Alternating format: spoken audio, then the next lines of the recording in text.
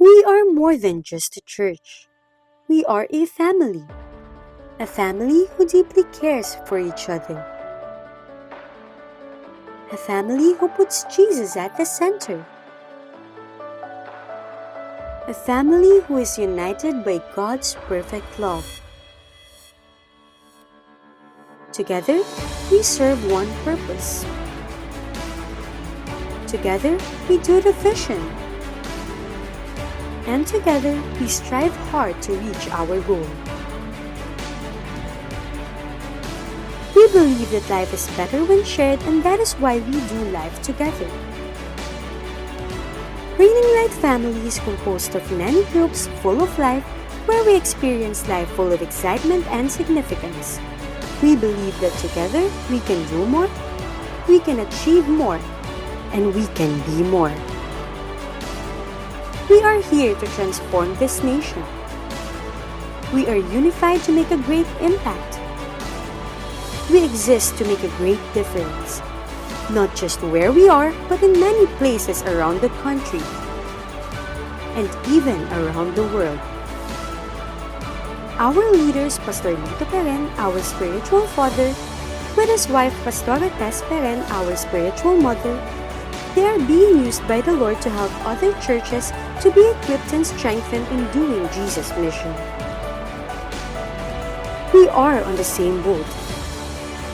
We are working for the same goals. We are doing the same thing.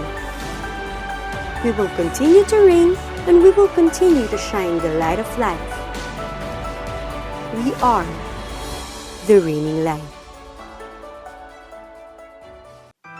As God's children, it has always been our lifestyle to worship the Lord and bring Him glory in everything that we do.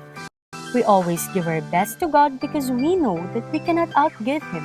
He got our back and He will always provide. Part of our worship to the Lord is our giving. We may be in the middle of crisis, but we will still hold on to what the Lord has promised. As the Bible says in Malachi 3:10, "Bring the whole tithe into the storehouse, that there may be food in my house.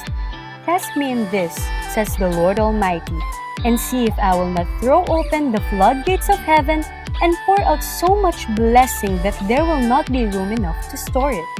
With a cheerful heart, we can bring our tithes and offering at Reigning Home. We can also give through GCash, or we can contact our respective life group leaders to help us on how to remain faithful in the Lord through our giving. Let us always remember that it's not what we do, it's who we are. We give simply because we love. Let's give! Welcome, family! Ako nga po pala si Julius. Yan, ako po si Agnes Rumbawa.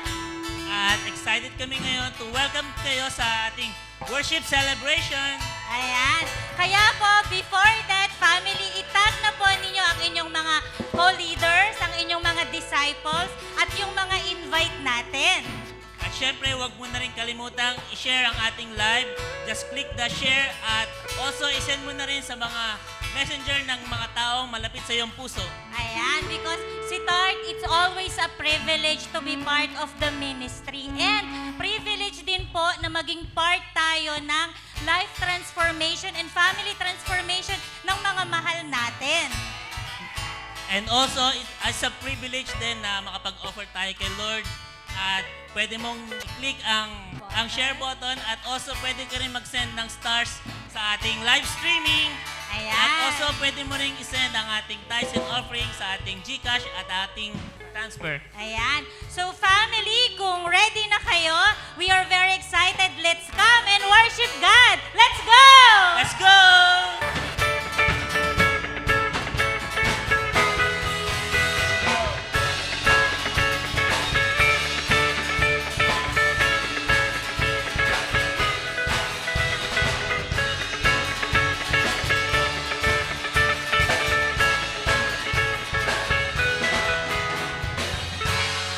Nothing can separate.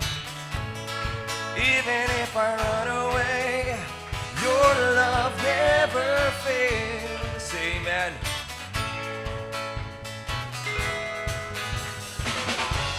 I know I still make mistakes, but you You have the mercy to me every day. Your love never fails. Amen. You stay the same. You stay the same through the ages. Your love never changes. There may be pain in the night, but joy comes in the morning. And when the oceans rage, I don't have to be afraid. Because I know that you love me. Your love never fails.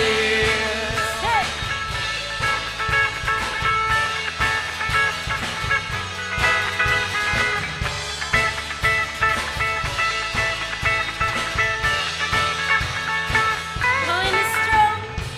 The wind is strong and the water's deep. I'm not alone in these open seas. 'Cause your love never fails. Amen. The chasm is far too wide. I never thought I'd reach the other side. Your love never fails. You stay the same. Hey. You stay the same through the ages. Your love never changes. There may be pain in the night, but joy comes in the morning. And when the oceans rage, I don't have to be afraid. Because what? Because I know that you love me. Your love never fails.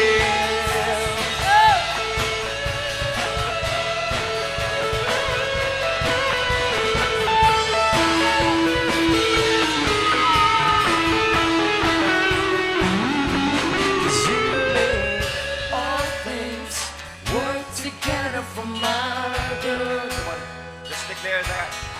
You make all things work together for my good.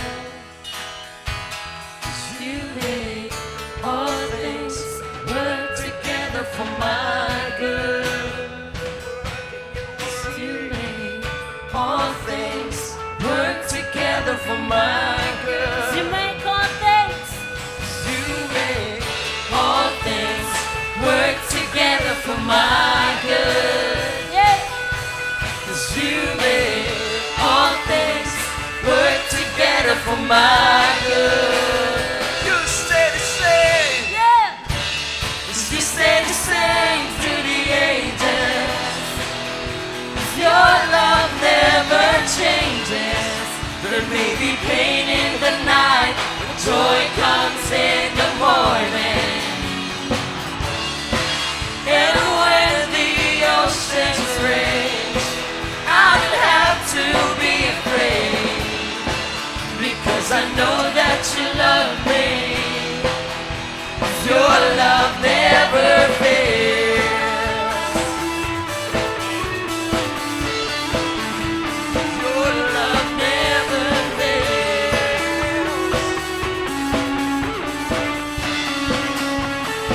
love never fails. You know, lagi ba nating naririnig to? Yung masaya ka because... Ayan, narinig natin, kitang-kita natin sa FB, naiiyak ako because... diba? Kitang-kita natin sobrang napakadaming memes lately niyan sa newsfeed natin kahit hindi tayo masyadong nag-FB. Pero lately, makikita mo talaga, feeling in love ako because... Natanong mo na ba yung katabi mo? And you know, as we're singing this and declaring this, yung bang, Lord, it is more than a song that we're declaring. Maybe kanina, maybe kagabi, maybe nung isang linggo, there's pain. But the song declaring, but there is a joy when the morning comes. Why? Bakit ka nakakangiti? Bakit you're still hopeful?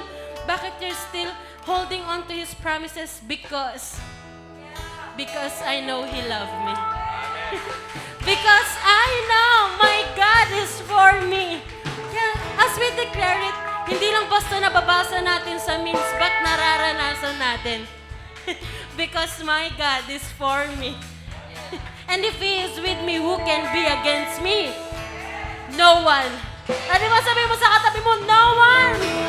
Kaya let us declare, let's declare that the chorus part, Lord, you're still the same. You're still the same God who do miracles. You're still the same God who is passionate about me. Kaya as we declare it, the Lord, I know there's a pain, but joy comes from you. Come on. You stay the same through the ages. 'Cause Your love never changes. When there be pain in the night, joy comes in the morning. And when the oceans rage, I don't have to be I don't afraid. have to be afraid, because I know that you love me. You're still the same. You stay the same through the ages. Your love never changes. There may be pain in the night, but joy comes in the morning. Amen. And when the oceans rage, I don't have to be afraid, Because what? because I know that you love me. Your love never fails. Because amen. Your love never fails, Lord. We receive it and we believe it. 'Cause your love never fails. Come on, give God the highest praise. Because we know, Lord, we know that you are for us.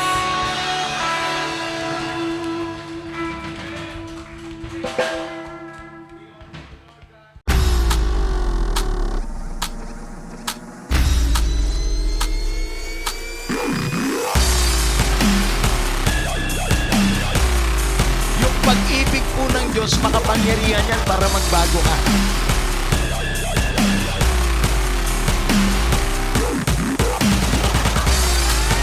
You need to do something, build something new for the We Lord. are not called by God to be saved. Lord, lagi po niyang nire-respect ang ating free will. So this is all about restoration. It comes from within, not comes from the outside. So At umasa po tayo na matatapos I know natin that ang mga this is a bagay. perfect time. Kaya, ang aking paalala, we have no right to question God.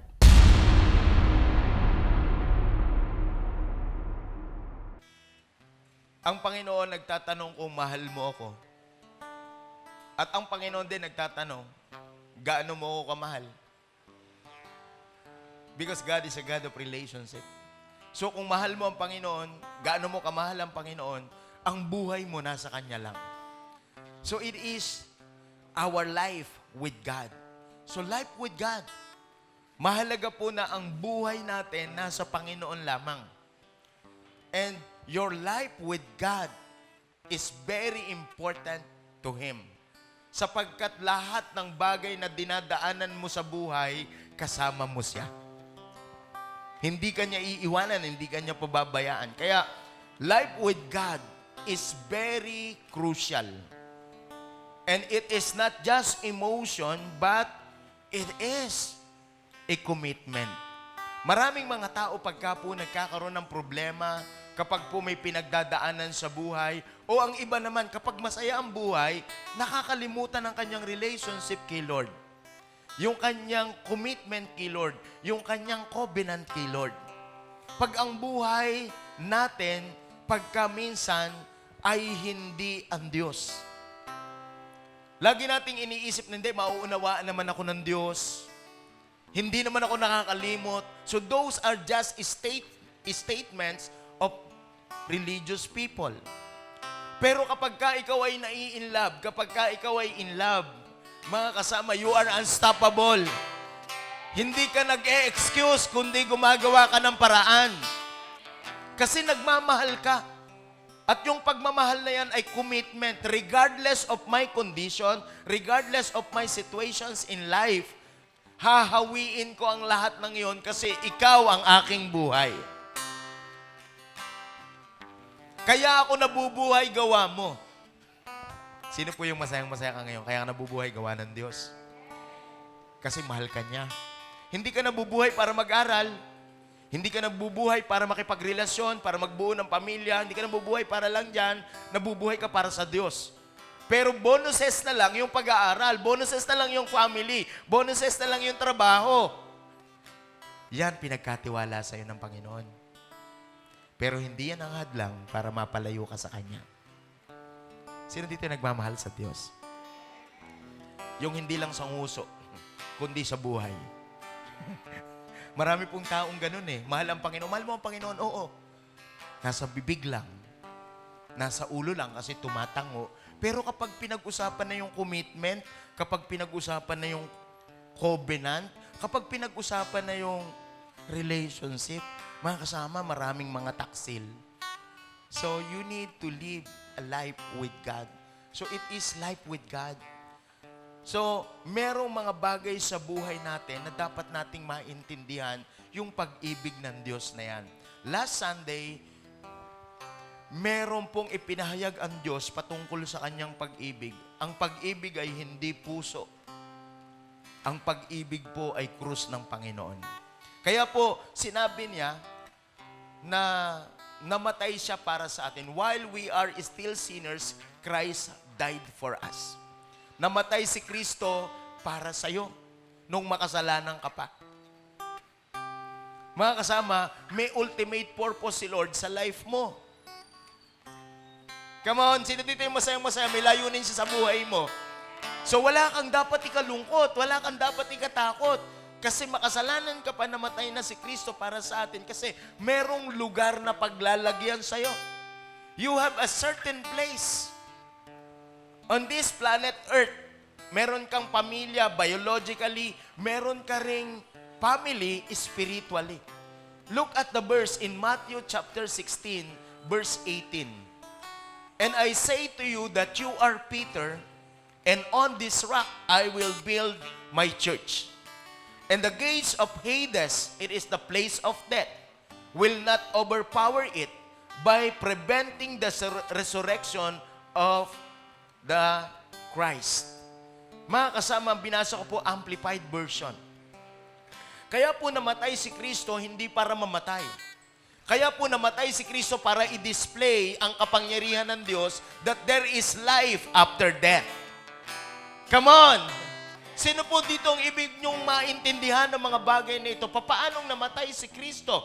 Si Kristo namatay siya sa pamamagitan ng krus ng Kalbaryo. So we need to understand that the church is a place. It is a certain group of people who experience the love of God. So, ang church hindi po siya denomination. Kaya po, hindi yan nakabatay sa church na inaatenan mo. Sa church na pinupuntahan mo. We are the church. And church is relationship. So kaya yan po yung bagay na dapat nating maintindihan. The church is people, composed of people who has a revelation of God's love. So yan ang church. Merong kapahayagan ng pag-ibig ng Panginoon. Kaya yung lugar na to, building lang ang tawag dito, pero tayong mga tao, tayo yung church. Pakisabi sa katabi mo, hindi tayo denominasyon. Kaya hindi pinag-uusapan sa denomination or rather sa family, yung membership. Hindi po kayo minemembro dito. Hindi natin pinag-uusapan ang member. Kaya yung membership, pwede mong dalhin yan kahit saan. Pero ang relationship, hindi. Sabihin mo sa katabi mo, may relasyon ka dito. Hindi ka miyembro. So, hindi ka binibilang, minamahal. Sino excited ka dito? Nararamdaman mo yung pag-ibig ng Diyos. Na kahit makasalanan ka, kahit salbahe ka, mahal ka ng Diyos. At merong pag-asa sa Diyos. So, yun po yung bagay na dapat nating maintindihan. Yung kapahayagan ng pag-ibig ng Diyos, kaya tayo church. So, hindi po yan sa lugar. Hindi po yan sa denominasyon. Yan po ay nasa laman ng puso. Kasi pag nagmamahal ka, lahat ng bagay ay kaya mong gawin. So, the people in the church has experienced the revelation of God's love. So, the church also is not just a group of people who experience the love of God. The church is the kingdom of God here on earth. Pakisabi sa katabi, yung mga taong yan pinaghaharian ng Diyos. So, sino po yung masayang-masaya ka pinaghaharian ka ng Diyos? Kahit ayaw mo, basta gusto ng hari, nasusunod, nangyayari. Halimbawa, sinabi ng Panginoon, ibigin mo ang iyong kaaway. Hindi yan nangangahulugan na nasa lugar ka, nasa denominasyon ka, magagawa mo yan. Hindi lahat ng tao sumusunod dyan. Pag sinabi ng Panginoon, ibigin mo ang iyong kaaway, kahit hindi masarap sa pakiramdam, kahit na sino ang mali, o kahit na sino ang tama, ang mahalaga dyan, nagagawa mo kung ano sinasabi ng Lord. Maraming mga tao, nagpupunta sa iba't ibang lugar, akala nila kasi denominasyon eh. Pasarapan ng pakiramdam. Hindi. You are the church who experienced the love of God and we are God's kingdom here on earth. Because Jesus said on His word, my kingdom is within you. Ikaw pinaghaharian ng Diyos. Kaya pakisabi sa katabi mo, maging masunurin ka, ha? So, yan po yung nangyayari. Kapag ka pinaghaharian tayo ng Diyos, yung hari hindi mo pwedeng kontrahin.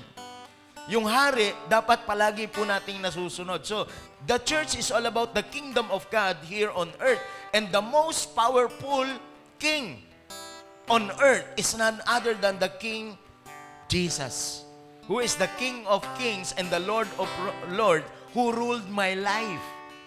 Pinangungunahan niya yung buhay ko. Mga kasama, kung hindi ako masunurin sa hari ko, tulog ako ngayon. Puyat kami kagabi. 2 araw kaming pagod. Pero bakit ako nakatayo dito? It is because of the authority of my king over my life. Malat ako, pero kailangan ko magsalita kasi ito ang gusto ng hari, ng buhay ko. Hindi ko pinagbibigyan ng gusto ko. Ang pinagbibigyan ko yung gusto niya. Because I love Him. Kaya yun ang buhay na kasama ang Panginoon. Tingnan mo yung katabi mo, buti na lang nandito ka ngayon. Naiintindihan mo na ngayon ang relasyon sa Diyos. Hindi mo pagbibigyan ng sarili mo, hindi mo pagbibigyan ng topak mo. So yun dito yung pag tinopak, dinadamay si Lord.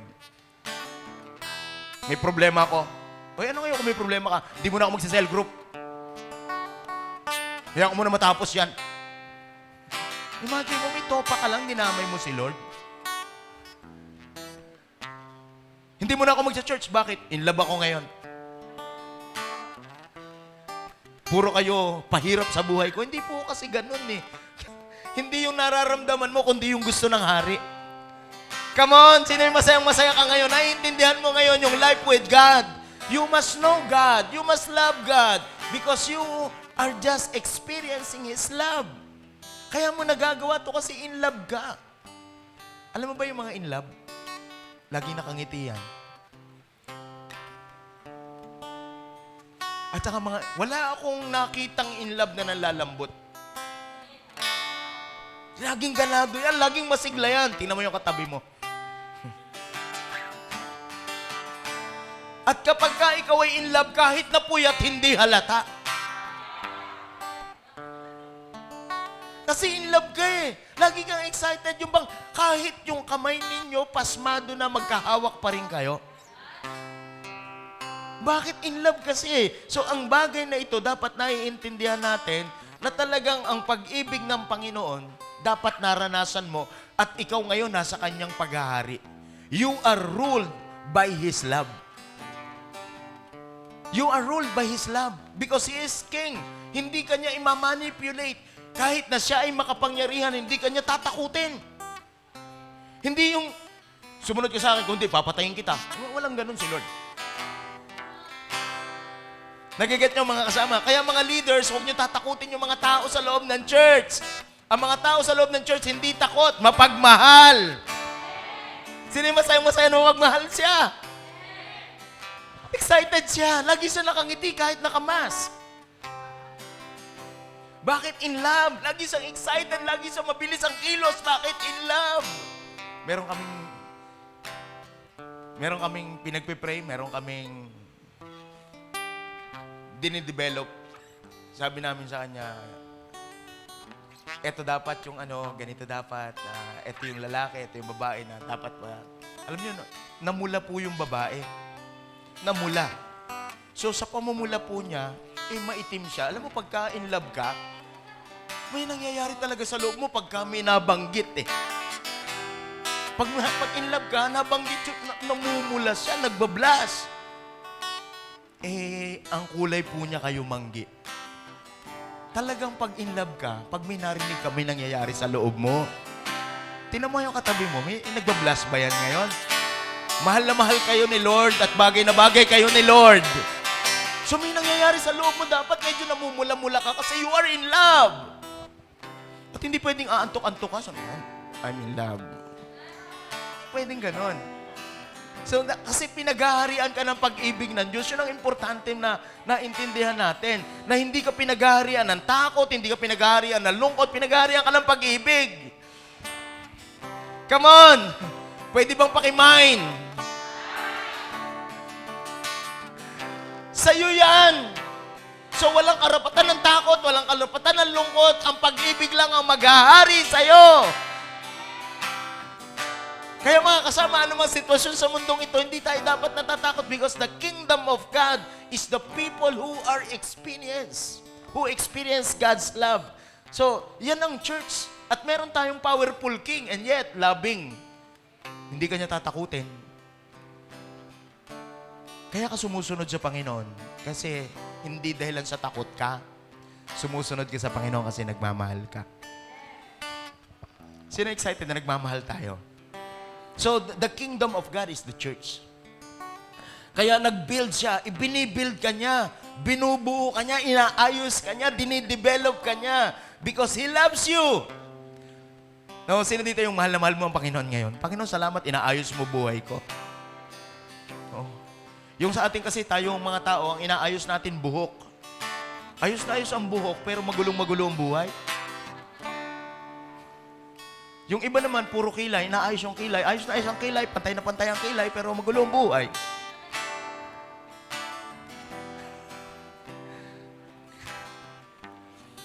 Dapat pinaghaharian tayo ng pag-ibig ng Panginoon. Sino dito yung masayang-masaya ka, mararanasan mo to. Kaya paglabas mo, excited ka. Kahit ang paligid, nakakatakot, may pandemic. Alam niyo po ba, may posibilidad na ikaw ay makahawak, ikaw ay madikitan, ikaw ay mahahawa, hindi mo kasi nakikita ng virus. Pero ang hirap naman na nabubuhay ka sa takot, di ka makalabas ng bahay. Di baling mamatay ka sa virus, huwag ka lang mamatay sa takot.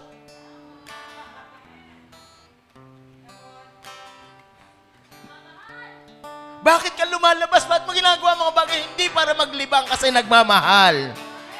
Yes, may panganib, pero isusuong ko kasi nagmamahal ako. Congratulations sa mga nagmamahal! Sabi ng mundo, sabi ng mga taong takot, hindi nila alam ang kapangyarihan ng Diyos, hindi nila alam ang kaharian ng Diyos. Huwag ka lalabas, huwag ka lalabas, huwag ka lalabas. Dapat magpabakuna ka na. Dapat may proteksyon. Ang proteksyon wala sa karayom. Ang proteksyon wala sa vaccine, kay Lord. Ang masarap, kahit may mahawakan ka, kahit na may makadikitan ka, pinapalakas ng Diyos ang immune system mo. So the kingdom of God is within us. You don't need to live afraid. Imagine mo, kukunti na nga ang buhay mo, takot ka pa. Senior na kasi ako Prone. Pambihira ka, kukunti na nga yung pagguguling kay Lord. Pero bakit pag sa palengke nakakapunta ka? Pag sa mall nakakapunta ka, pagdating sa cell group, hindi. Virtual lang tayo ngayon kasi may virus, kunin ka na ni Lord. Mga kasama, hindi ka dapat mabuhay sa takot, pero hindi ko sinasabing huwag kang mag-ingat. Iba yun. Iba yung meron kang pag-ibig kaysa meron kang takot. Kasi ang pag-ibig, lumalabas ka pero may pag-iingat ka. Kasi ang buhay mo pagpapala sa pamilya mo. Mahirap yung lumabas ka, hindi ka nag-ingat, pag-uwi mo may sakit kang dala. Mabigat kung hindi ka galing sa cell. Maraming mga tao ngayon sa sobrang takot, di baling mahawa sa palengke, wag lang sa church.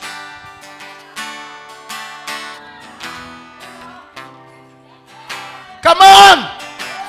Yan yung mga taong walang Diyos. Yun yung mga taong walang relasyon sa Diyos. Ang inaasahan nila mundo, ang inaasahan nila pera, ang inaasahan nila vaccine. Pero hindi si Lord. Our King is a powerful King. Kaya niyang magbuhay ng mga patay. You need to live a life with God. So allow God to rule your life. Pag sinabi ni Lord, yes Lord. Sabi ni Lord, go. Ay Lord, may virus. Lord, baka mahahawa ako. Tandaan niyo mga kasama, kahit sa lugar mahahawa ka. There is a tendency. Pero hindi pwedeng dahilan sa may virus, wala ka nang gagawin para sa Diyos. Ang buhay ko para sa Kanya. Kaya mga kasama, excited ako na i-share ito sa inyo ngayon. Oh, kaya ako kahit malat, nagsasalita pa rin ako. Pag hindi na ako makapagsalita, magmumostra ako sa inyo.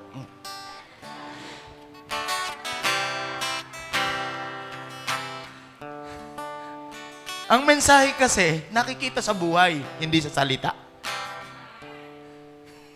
Ang mensahe kasi, nakikita sa buhay, hindi sa iyong pinupuntahan. Pwede kang lumabas, pero saan ka pumupunta? Mga kasama, dapat pag lumabas ka, dapat may purpose for God's greater glory. We are a person with the audience of one. It is my King Jesus. Siyempre, bago ka lumabas ng bahay, mahal na hari, lalabas po ako. Pwede ho ba yung protection ko ay igawad niyo po sa akin? Kasi yung pong aking pupuntahan, hindi ko po tiyak. Samahan niyo naman po ako. Proteksyonan mo po ako. Simula ulo ko hanggang talampakan ko. Yung proteksyon mo po, dala-dala ko. Kasi palalaganapin ko yung pag-ibig mo. Yung mga ganun man lang. Hindi yung lalabas ka ng bahay, hindi ka man lang nagpe-pray. Bakit? Sa palengke lang naman. Mga kasama, bakit pag palengke, hindi ka takot? Pag church, takot na takot ka. Matinding kademonyohan ang bumabalot sa'yo. Saan mo natutunan yan? Saan mo narinig yan? Tinding demonyo, no? Maniwala ka, parang gumaganong ka ngayon. Parang sabi ng demonyo, naku, huwag mo ko'y dadamay. Kaya congratulations sa mga nandito ngayon. Kasi ang nagmamahal, hindi nagpapapigil. Kasi na-inlove lang tayo. Kanino ka na-inlove? Sa King of Kings and the Lord of Lords. Ang nagmamay-ari ng buhay ko. Ang nagmamay-ari ng puso ko. I'm in love. Alam niyo, ang pinakamasarap na kainlaban? Yung taong maka-Diyos. Grabe talaga. Tingnan mo yung katabi mo, ka-in-love ba yan? Maka-Diyos ba yan? Pinaghaharian ba ng Diyos yan? Kitang-kita mo ba ang kapangyarihan ng Diyos sa buhay niyan? Yan yung mga masarap mga kasama. Huwag kayo sasama sa mga takot.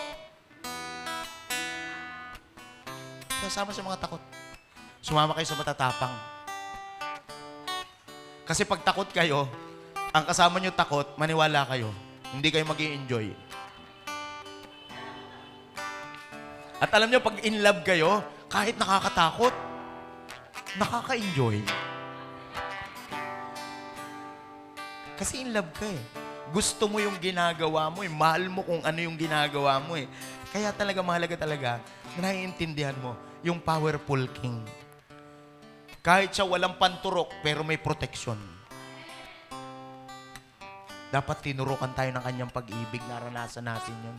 Yung 39 na palo ni Jesus sa likod, lumabas doon yung dugo para sa kagalingan na lahat ng karamdaman. Huwag kayong matakot mamatay, nakasama na yung Diyos. Yung iba kasi takot na takot mamatay kasi ang buhay niya hindi kasama ang Diyos. Tandaan nyo, ang buhay na hindi kasama ang Diyos, pag namatay ka, hindi mo rin siya kasama.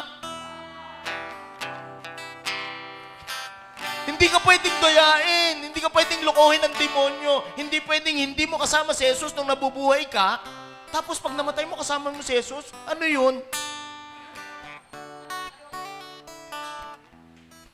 Nagaget nyo po ba? Ang buhay natin dito sa mundo, kasama natin ang Panginoon. Pag namatay tayo dito, siguradong kasama ang Panginoon. Mahirap yung ang buhay mo, hindi kasama ang Panginoon. Pag namatay ka, hindi mo talaga siya kasama. Kahit na magwala ka doon, kahit magdabog ka doon. Kahit nasisihin mo yung mga nagmamahal sa'yo, kunyari. Yung mga taong concern sa'yo, kunyari. Di ba yung mga mahal natin sa buhay? Grabe. Uy, lumabas na may vibes ka talaga kayo. Mga ganun kasi yan eh. Mga kasama. Kahit saan meron. Pero hindi, porke may ganyan, hindi natin i-advance ang kalooban ng Panginoon. At kung magkaroon man tayo ng ganyan, sa biyaya ng Panginoon ay wag. Mag-ingat tayo. Mga kasama, pagagalingin tayo ng Diyos. At kung mamatay man tayo, na ginagawa natin ang kalooban ng Diyos, kung mamatay man tayo, nakasama natin ang Diyos, sigurado makakasama natin siya sa buhay na walang hanggan. Ang sarap nito. Confident tayo. Yung bang tipo, pag mamamatay ka, hindi kayong hihingi, Panginoon, buhay mo pa ako. Hindi pa ako nakapaglilingkod sa'yo. Bakit? Natakot kasi ako na may virus. Kasi senior na raw ako. Ay, kasi bata pa raw ako. Kasi meron daw po akong sakit. Ako daw po ay prone. Huwag muna akong mamamatay, Lord. Pangako sa'yo, pag nabuhay ako, maglilingkod ako sa'yo. Yan ang mga tao. Tapos pag namatay ka, sabi ni Lord, ba't ka nandito? Bakit ka makapasok sa kaharian ng langit? Hindi po ako nag-church. Ba't hindi ka nag-church? Ba't hindi ka nag-cell group? Hindi po ako Bakit? Kasi po pinagbabawalan ako. Sinong kapangyarihan ang iyong pinahilintulutan sa buhay mo para sundin mo? Hindi mo ba alam na ako ang pinakamakapangyarihan sa lahat? I am the final authority of your life. When I said, it is done. Grabe ano? Pero hindi ganun si Lord, ako lang po yun. Kasi ang Diyos mapagmahal. Ang approach niya ganito, anak, bakit ka papasok sa kaharian ng langit? Naintindihan nyo? Minsan kasi nandun tayo sa the tip comes.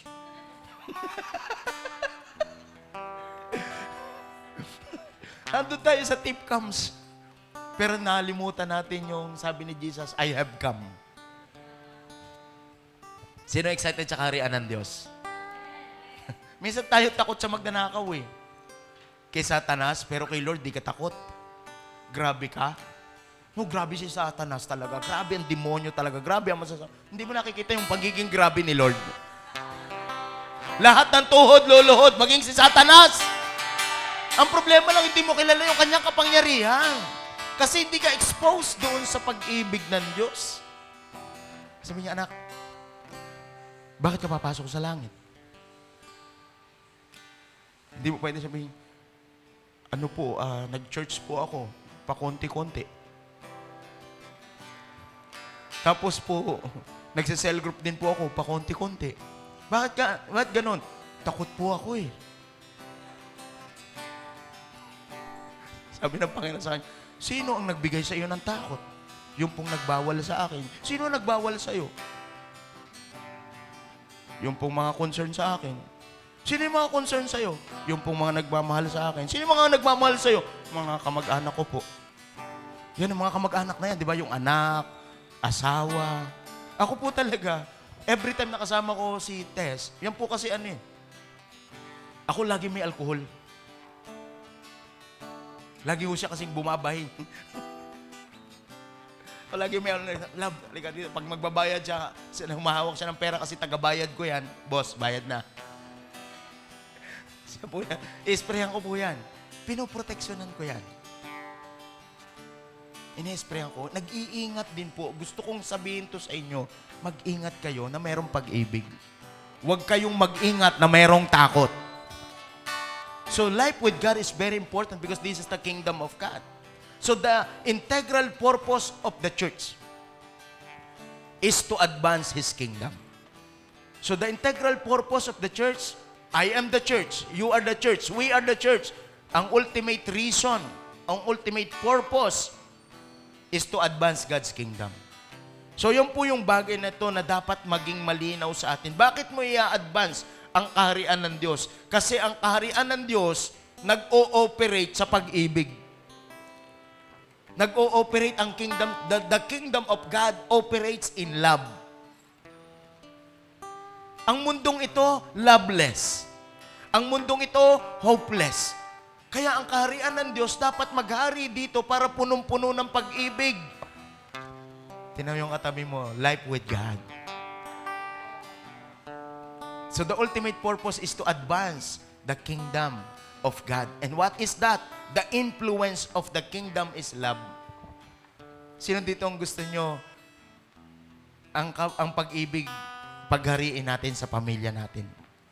Tanggalin ang takot, tanggalin ang galit, tanggalin ang pag-aalinlangan, tanggalin ang kasalanan para maghari ang pag-ibig sa buhay natin. So the integral purpose of the church, lahat ng church dapat ito ang layunin. Hindi yung sumikat ako, hindi yung mas magaling tayo kaysa sa iba, hindi yun. Ang kailangan nating palaganapin, yung kaharian ng Diyos dito sa lupa. Mga kasama, gusto kong maintindihan nyo to. Maunawaan nyo mabuti, it is not our business, but it is the business of God. Kaya natin ito ginagawa kasi mahal natin ang Panginoon. Ang buhay mo, impluensya. Meron kang friend sa Facebook.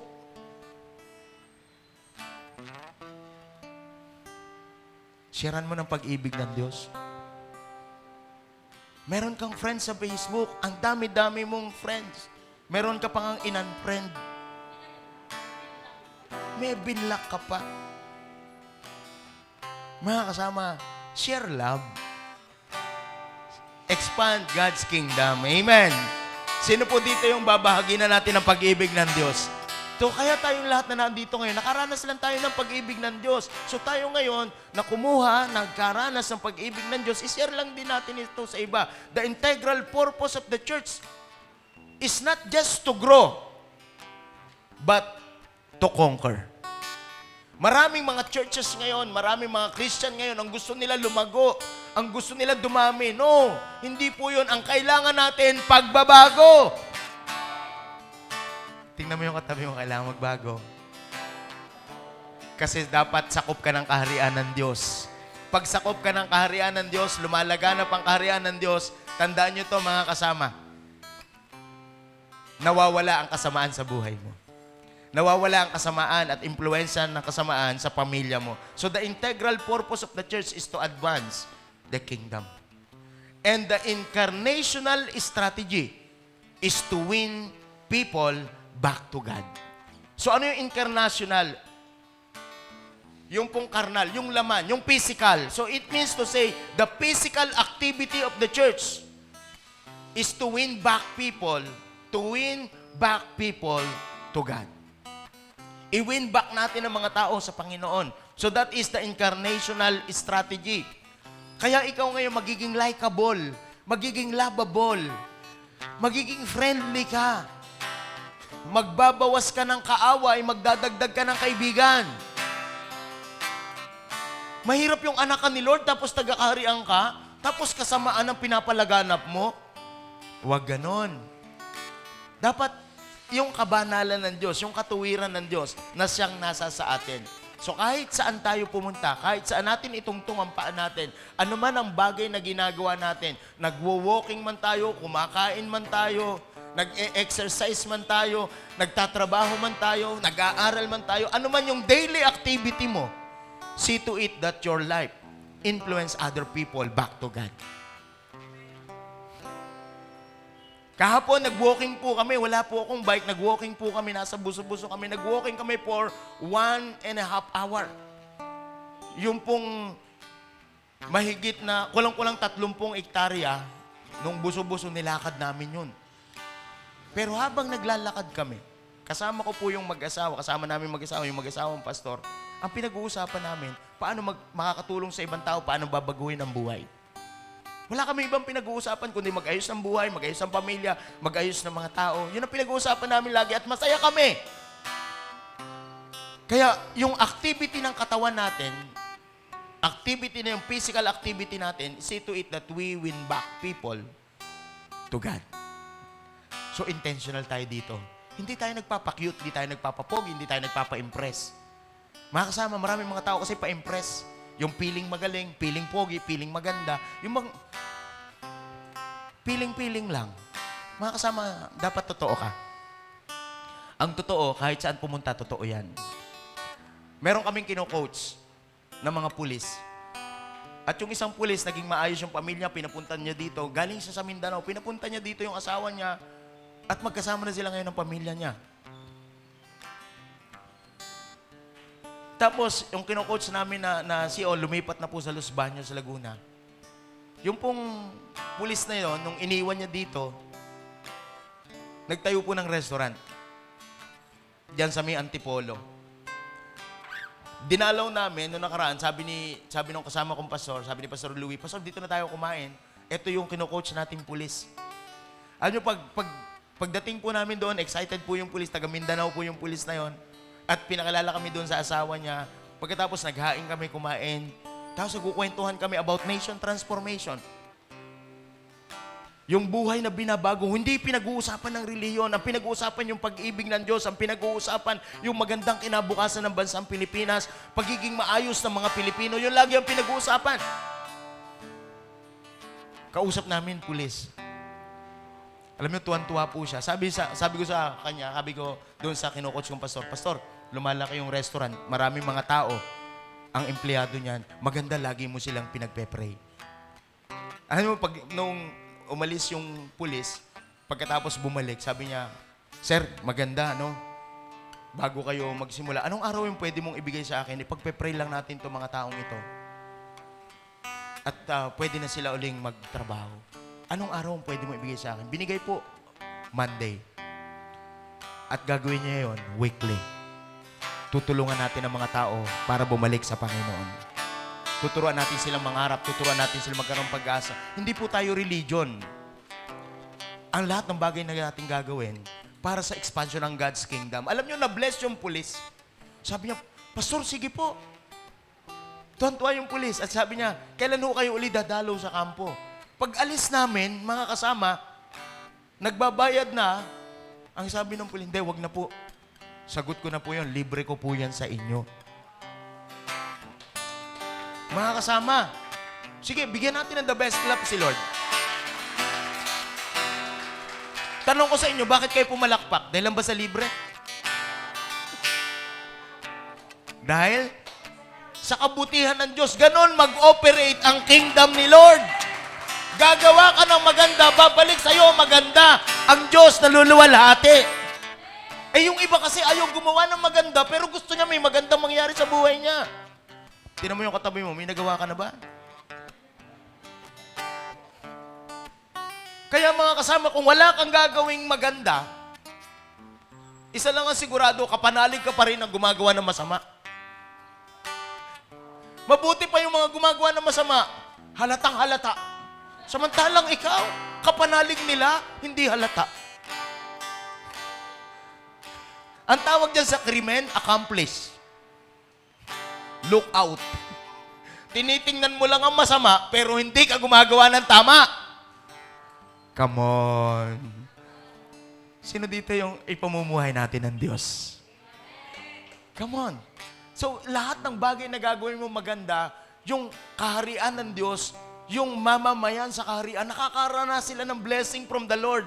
Blessing ako sa life nila, blessing sila sa life namin. Kaya ang Diyos nalululati. Ang tawag dyan, barter. Hindi kailangan ng pera para mabuhay. Yung magagandang bagay lang ng ginagawa natin, nangyayari. Alam niyo ang kwento niya? Nag-testify yung pulis. Sabi niya, Pastor, may nangyari sa akin na nagparada ako sa palengke. Tapos meron doon nag-aayos ng traffic. Nag-aayos ng yung sa tricycle, yung pila. Pinagalitan ako. Minura-mura ako. Pero sabi niya, Pastor, Alam mo, hindi ako kumibo kahit ano. Sabi ko, sir, pasensya na po. Aalisin ko na lang po dito. Pulis din po ako, tropa tayo. Sabi, hindi ganon. Tingnan ko ang ID mo. Tinignan daw yung ID niya. Sabi niya, peke ito, peke. Retired police daw po pala yun. Kasi ang ID ngayon, matingkad na yung luma. Medyo hindi. So, alam nyo, sabi niya, Pastor, lagi kong naririnig yung pagpili ng tama, paggawa ng tama. Hindi ko pinatulan yung pulis. Yung retired. Tapos sabi niya, padadampot kita rito. Kasi hindi ka totoong pulis. Sabi ng gano'n. Kinukwento sa amin habang kami kumakain. Sabi ko sa kanya, ano nangyari? Tumawag ako sa tropa. Pagdating ng tropa, naka-back up na po yung pulis. Talagang naka-full battery yung tsaka yung sasakyan nilang mobile. Akala nung retired police, yun na yung tinawagan niya. Pero ang nilapitan siya. At yung retired na police, isinakay nila doon sa mobile. Dinala nila sa detachment. Pero sabi niya, Pastor, nandito lang yung baril. Pwedeng-pwede ko yung karapatan ko, kung sino ako. Pwedeng-pwede. Kaya lang hindi ko na magawa yun. Inaalala ko yung future ko, inaalala ko yung pamilya ko, inaalala ko kung ano ako. Hindi ko iniintindi yung galit nila, hindi ko iniintindi yung pahiya nila, iniintindi ko kung ano ako. Alam mo, Pastor, walang galit yun. Alam mo, yun yung pulis na yun. Kinocoach na. Hindi yun na umaattend dito. At hindi ko kinakailangan papuntahin dito yon para tumino. Kahit na nasaan, nag-ahasik tayo ng kabutihan. Hindi kinakailangan maging member natin yon para something to be proud of. Ang mahalaga, naluluwalhati ang Diyos. May mga tao na sa gawa mong mabuti, hindi sila natutuwa. Ang ginagawa mong mabuti, nagkakalat pa sila ng mali. Maraming ganon. Pero hindi nangangahulugan na sinabihan ka ng mali, ganon ka na talaga. Maghasik tayo ng tama. You are the church. Gumawa ka ng tama. Sabihin mo sa katabi mo, I am the church. You are the church. We are the church. Sino excited tayo na ang buhay natin, expand natin ang kaharian ng Diyos dito sa lupa? Tuwan-tuwa ako. Sabi niya, Pastor, pero yung hindi naman lahat ng pulis. Okay. Nalulungkot nga ako doon sa I don't care. Sabi niya, grabe yung lungkot ko, Pastor. Pwede namin gawin yung ganun. Kasi meron kaming power, meron kaming authority, meron kaming armas. Pero yung sa puso ko, hindi ko kayang gawin. Ang tinitingnan ko kasi, Pastor, yung mga anak ko na. Mga kasama, kung bawat tao na impluensya natin ganun, tayo kasi, ang lakas nating mamintas eh. Ay, pulis siya, kurakot yan. Di ba, may mga ganun tayo. Huwag mong padadaanin sa pulis, mababawasan yan. Grabe, ang lakas mong mamintas. Ang tindi mong mamintang, pero may ginawa ka na bang tama?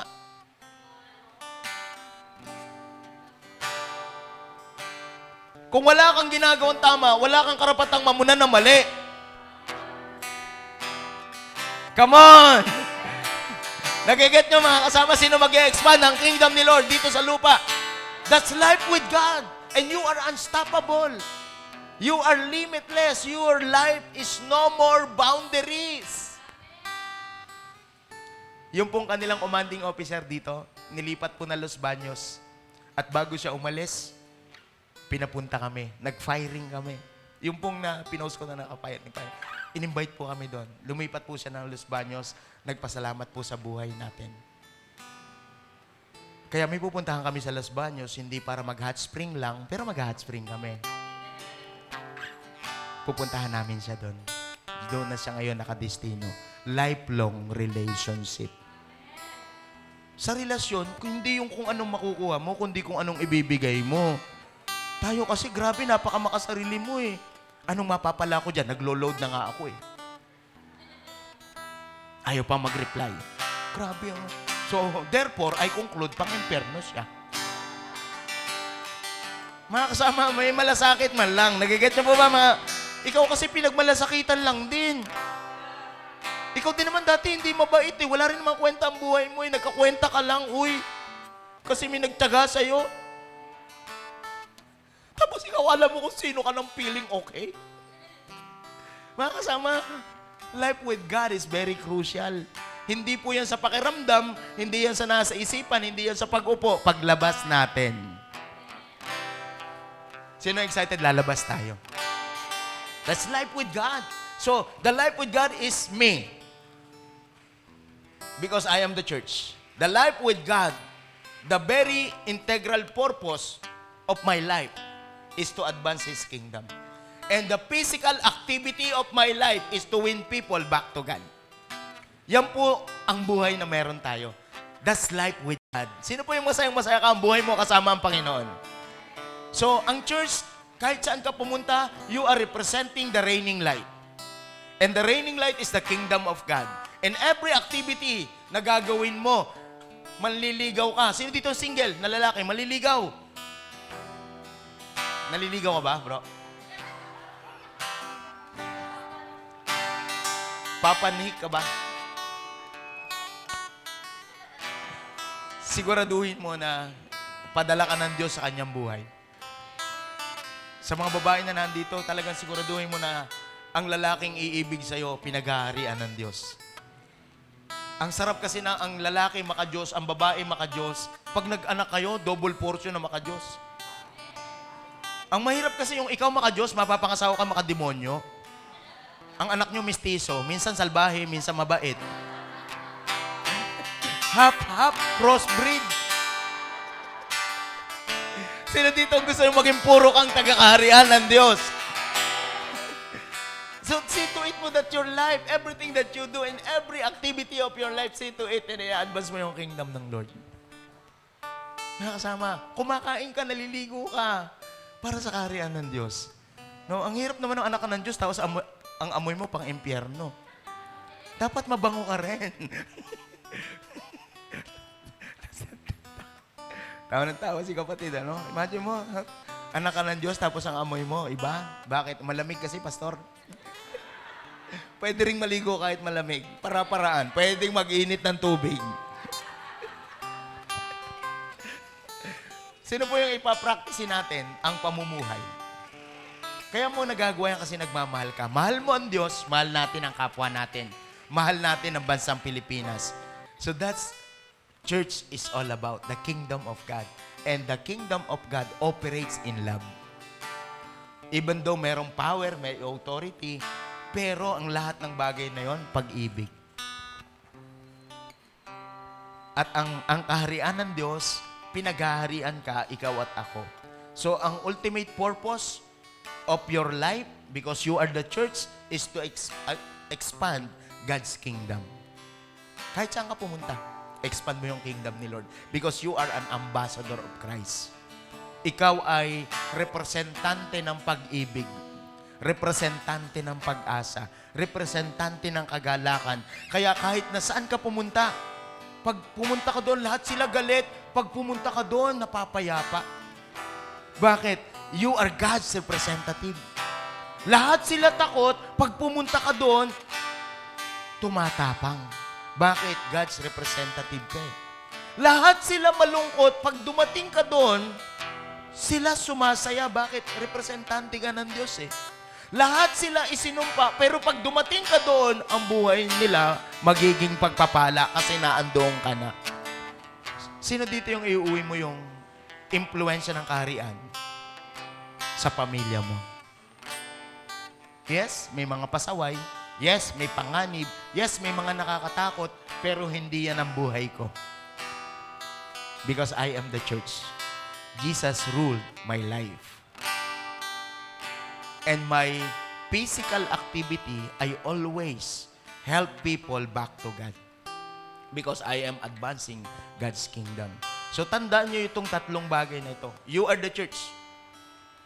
And the ultimate purpose of your life is to advance God's kingdom. The second, the ultimate purpose of your life is to advance God's kingdom. And third thing, the physical activity of your life is to win people back to God. You need to be intentional. You need to be intentional. Tutulungan mo lahat ng mga tao makabalik sa Diyos. It is a new beginning. So give yourself a chance. And just give yourself ng opportunity na to na merong mangyaring magandang bagay sa'yo kasi may gagawin ng Panginoon sa atin. So I just want to pray for you right now na merong gagawing matindi ang Diyos sa buhay mo. Makita mo lang na ang hari ng mga hari, ang Panginoon ng Panginoon, He is amazing God. So maaawit mo lang yung talaga na buhay ko na nasundin siya, buhay ko na sumamba sa Kanya kasi alam mo that our God is a great God. He is a loving God. As we come to His presence, nag-declare tayo, masaya yung kalooban natin, pinagpala tayo ngayon, pero yung kadakilaan ng Diyos, yun ang dahilan ng lahat. Kaya ho ang aking mungkahi sa bawat isa sa atin ngayon, kung ikaw hindi ka pa nagkakaroon ng relasyon sa Panginoon, ito yung magandang pagkakataon na i-grab natin yung opportunity. Lord, gusto kong makipagkasundo sa'yo. Lahat dati, kapalpakan ang ginagawa ko ngayon, pero nakita ko yung kabutihan mo, yung pag-ibig mo, hindi pala kailangan perfect ako para mahalin mo. At gusto kong mapatawad mo ako sa aking mga kasalanan. Pwede ho bang tumayo tayo ngayon? Baka meron ilan sa atin dito, hindi ko po kayo kilala personally, baka meron din pong nanonood sa atin ngayon na gusto nyong tanggapin ang Panginoon bilang Diyos at tagapagligtas. Personal. Gusto nyo pong i-exercise ang inyong personal relationship with God, yung inyong reconciliation with God, yung inyong restoration ng relationship. If you want to receive that today, baka mayroon pong ilan sa atin dito, pwede po kayong itaas ninyo ang inyong kamay. Meron po bang gustong tumanggap sa Panginoon ngayon? Pakitaas nyo po yung inyong kamay. Just raise up your hands. Meron? Congratulations. Just raise up your hands. So, raise up your hands. And then, repeat after me. Kung nasaan ka man po ngayon, maaaring nandiyan ka sa overflow, nandiyan ka sa nanonood, manalangin ka na taimtim sa iyong puso because God is a relational God and He wants your heart. He wants your life. He wants to forgive you. He wants to restore you. Mahal na mahal ka ng Diyos. Sumunod ka sa akin sa panalangin, Panginoon, patawarin mo ko sa aking mga kasalanan. Pinagsisisihan ko ito. At tinatanggap kita, Panginoong Jesus, sa puso ko, pagharian mo ako. Salamat sa iyong pag-ibig, salamat sa iyong pagliligtas. Ikaw ay aking ama na, at ako ay iyon ng anak. Salamat po sa pangalan ni Jesus. Amen and amen. So palakpakan natin ang Lord mga kasama. Alam ko meron po na tumanggap. And that's it for our Sunday worship celebration. Thank you for joining us. At ano na-receive mo ngayon? Ang na-receive ko ngayon talagang ang pag-ibig ng Lord para sa atin ay hindi lang sapat, talagang higit pa sa sapat. At Amen! At tayo, hinihintay lang tayo ni Lord na maging committed sa Kanya. Kaya ngayong araw na to, simulan natin maging committed kay Lord. Ayun. At dahil Hearts Month pa rin ngayon, ang na-receive ko ngayon, there's more to celebrate, di ba? Hindi lang yung love sa husband mo, sa love sa boyfriend mo, sa love sa family mo, kundi yung love from God. And if you have love from God, you have God's power, authority, you have God's protection, and you have God's influence.